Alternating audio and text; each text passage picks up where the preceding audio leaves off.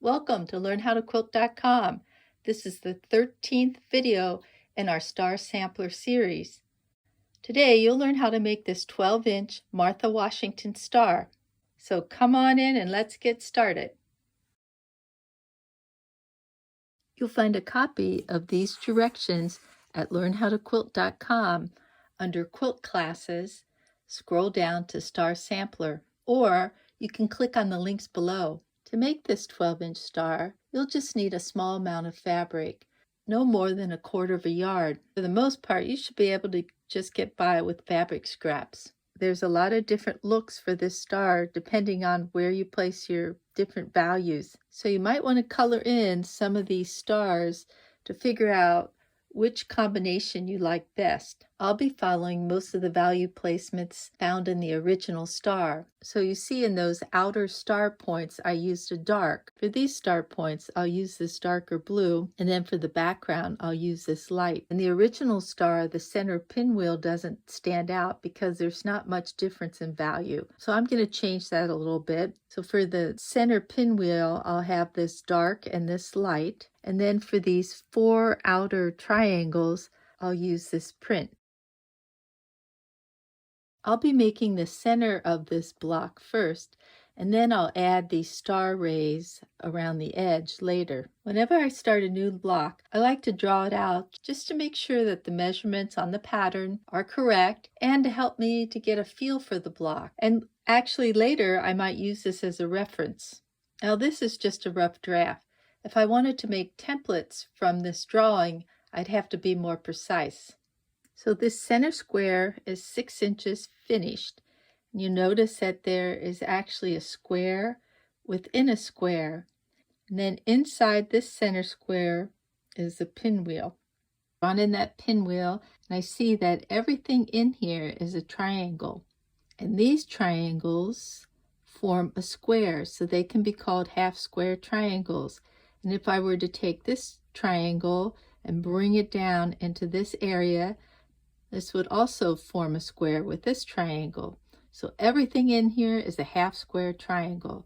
So the formula for half-square triangles is to add 7/8 to the finished size in order to find the cutting size. So let's do this one first.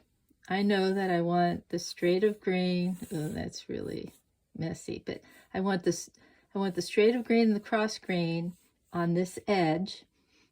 Let's see, this is halfway on this 6-inch line, so this measures 3 inches over there.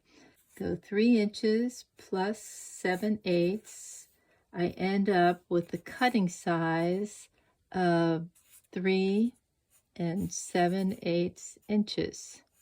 So I'll need to cut 2 squares at 3 7/8 inches in order to get these 4 outside triangles.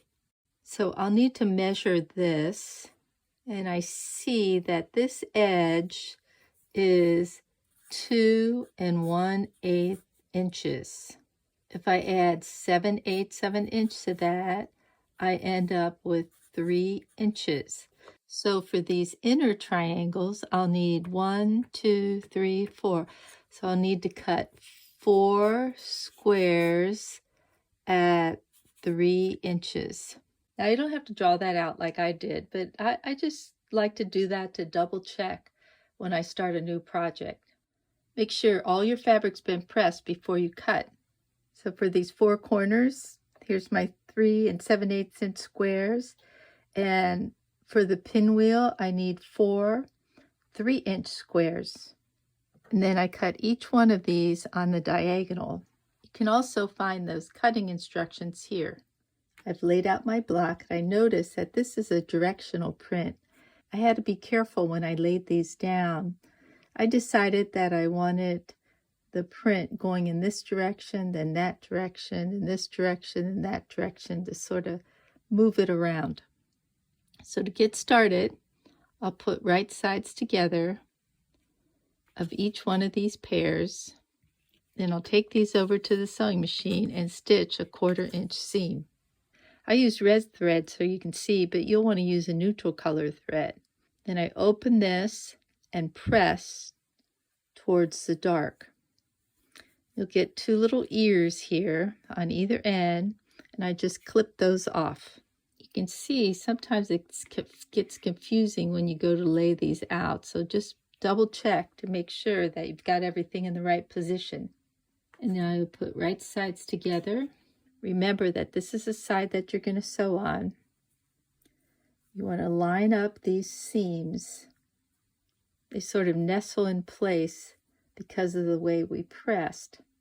Let me double check. Make sure that they butt up right against each other. Everything else looks lined up. I'll take this over to the sewing machine and stitch a 1/4 inch seam. Now I can pin this or just try it without pins. So I don't like using those pins all the time. I like to use the stiletto. It's got a sharp point on it and it'll hold those fabrics in place.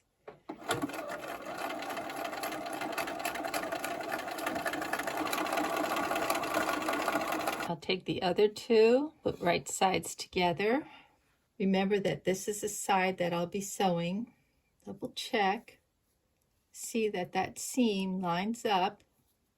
You can sort of feel it, that it's butting up against the other seam, and you want all these edges lined up also.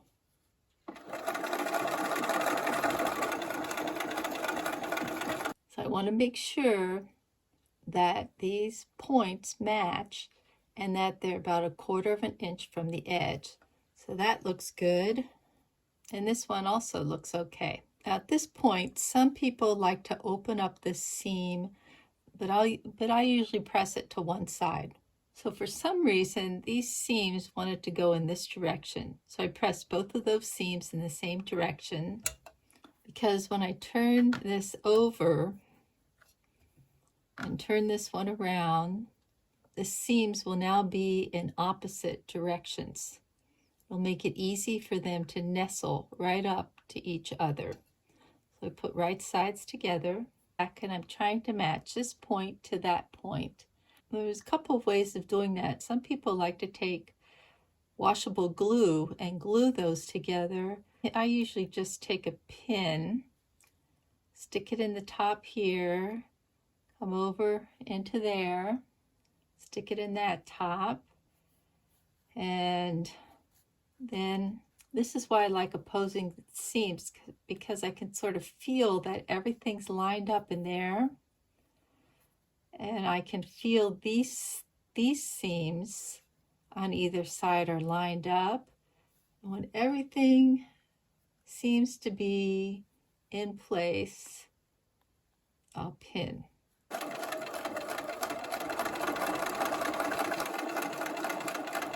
Now there's an X here, and when I come into that X, I want to stitch either right through the center or about a thread over.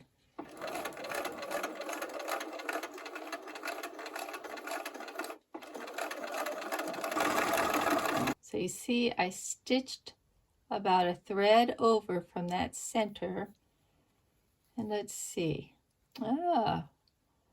It looks like I should have stitched right through the center because I'm off a little here. So I'll just take this, put it back in the sewing machine. I want to close up that gap, so I'm going to stitch about a thread over in this direction.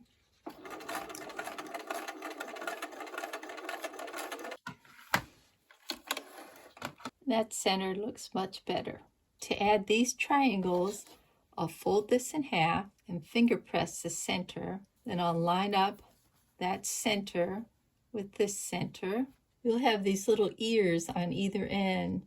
Just hold it down with the stiletto, or you can use the tips of your scissors. After pressing, you'll want to trim these little edges. When I sew these last two triangles on, I like to turn it to this side. And the reason why is, here's an X. That is a point that you're going to have to match. And so if I can see where that X is, it makes it easier when I go to sew. So once again, I'm going to sew Oh, either right through that intersection or about a thread over. I also want to watch this intersection here. You can see when I pull this back, I want these 2 points to match right here. I also need a 1/4 of an inch seam from here to here. I've pressed my block and trimmed these little ears off. At this point, this block should measure 6.5 inch square. You can use your mat to check the size, or you can go back to the original drawing. I've added some seam allowance around the edge to see what that looks like. And I might be just a little short here, but if it's less than 1/8 of an inch, it'll be okay. To make those outer star rays, I'll be using this no waste method that I used in the last 2 videos. So if you'd like more detailed instructions, I'll leave the links to those videos below. From your background, you cut a 7 1/4 inch square, and then you cut 4, 3, and 7/8 inch squares, and you draw the diagonal on the back.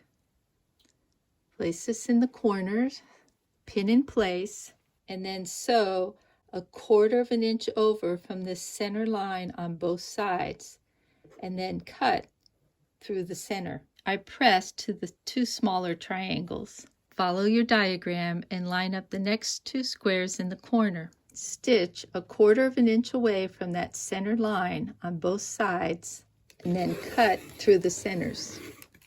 You'll end up with 4 units like this. Trim off the little ears, either with a rotary cutter or your scissors. Each unit should measure 3.5 inches by 6.5 inches. Lay out your block. You'll be sewing in rows. You'll sew this row together, this row together, and this row together. You don't have to worry about matching in this top row and this bottom row, but in this middle row, you'll need to pay attention to matching this seam. Now, in the last video, I gave you a few tips for matching these. So you could baste it in place first and then match it, or instead of sewing from this end to this end, you can sew this center seam first. Check, make sure that it's matching, and then sew either end. Now I'll sew these 3 rows together, being careful to match these points and these 2 seams. And here's my completed block. It should measure 12.5 inches by 12.5 inches unfinished. If you've been following the Star Sampler series, you might recognize some of the similarities between this week's block and last week's block. Both are 12-inch stars with 6-inch centers. These outside star points are a great border for any 6-inch block you might want to feature. In the next video in this series, you'll learn how to make another 12-inch block. But instead of being based on this 4 by 4 or 16 square grid, next week's star will be based on a 9-patch grid. Hope you stay tuned. Thanks for visiting LearnHowToQuilt.com. Please like, subscribe, and share our videos with your friends. Remember, if you're trying to find us on the internet, type in LearnHowToQuilt.com. Don't forget the .com. Using the .com will get you right to our site.